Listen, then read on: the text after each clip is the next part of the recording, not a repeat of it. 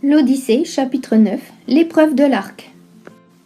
Cependant, le divin Porché apportait l'arc recourbé. Il traversa la salle et le remit aux mains du sage Ulysse. Puis il appela la nourrice Euryclée. Télémaque t'ordonne, sage Euryclée, de fermer les portes de la salle. Si les femmes entendent des plaintes, des cris, que pas une ne sorte, qu'elles restent à leurs travaux. Il dit, et la nourrice ferma les portes de la salle. Philétios bondit dehors et ferma les portes de la cour. Il rentra, s'assit sur le siège qu'il avait quitté et regarda Ulysse.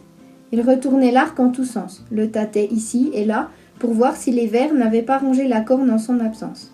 Les prétendants se disaient les uns aux autres. Cet homme doit être un amateur d'arc ou il en a de pareils chez lui. Peut-être veut-il en construire un. Vois comme il le retourne entre ses mains. Le subtil Ulysse, quand il eut bien tâté le grand arc, le tendit sans mal. Comme un joueur de cithare tend une corde neuve sur la clé et fixe à chaque bout le boyau tordu, ainsi Ulysse tendit l'arc. De sa main droite, il fit jouer la corde. Elle résonna comme le cri d'une hirondelle. Amère douleur pour les prétendants. Ils changèrent de couleur. Zeus donna fortement. L'infortuné Ulysse se réjouit de ce signe favorable.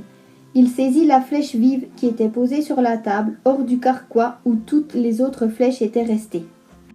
Puis, ajustant l'arc, il tira la corde et l'encoche sans quitter son siège. Il lança la flèche, visant droit. D'un trou à l'autre, le trait traversa toutes les haches.